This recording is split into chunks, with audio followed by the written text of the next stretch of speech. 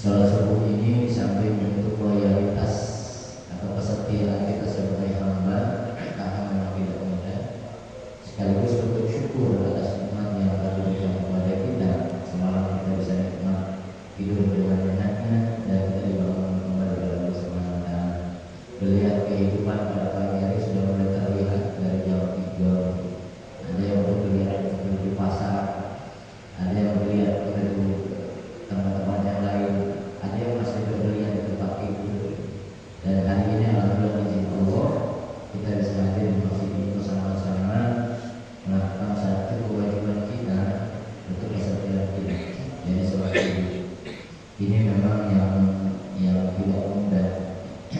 Untuk bangun pagi itu rasanya cukup berat ya. Karena salah satu larinya dalam kalimat al-Quran. Dan itu adanya di kaki, bentuknya main bola kayak pistol. Jadi kalau salat subuh ya kita masih main bola aja kayak pistol. Berat.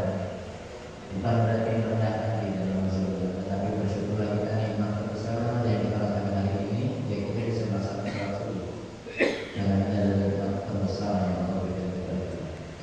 Salawat dan salam semoga Allah senantiasa mencurahkan kepada kita Nabi Muhammad sallallahu alaihi wasallam, sallallahu alaihi wasallam, kepada para keluarganya, para sahabatnya, kepada para ulama-ulama Allah sebagai pewarisnya, kepada kita selaku umatnya yang terus belajar untuk setia menjaga ajaran Islamnya di zaman ini, terus menghidupkan sunnah-sunnahnya dan juga mungkin hari Ramadan dengan terus kita belajar mengenai akhlaknya dan memang kita sholawat kepadanya.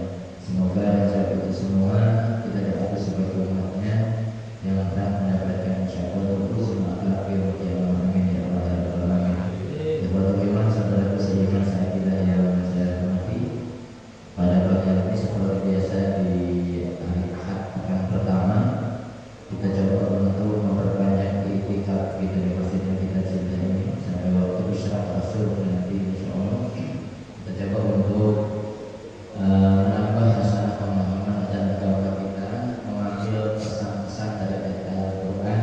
Semoga ini menambah keimanan kita kepada Allah Subhanahu wa Ta'ala. Karena kalau boleh saya mengulang pada pertemuan sebelumnya, salah satu faktor yang membuat seseorang ingat kepada Tuhannya, ingat kepada ajaran agamanya adalah karena kurang memahami ajaran agamanya.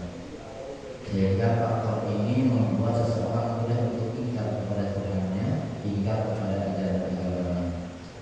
Hadirnya kita di majelis ini kita coba untuk menambah hasanah pemahaman agama kita, memperkaya hasanah pemahaman agama kita. Harapan tetap menjaga keimanan kita kepada Allah Subhanahu wa Ta'ala, dan kita ingin bahwa pihak itu sebagai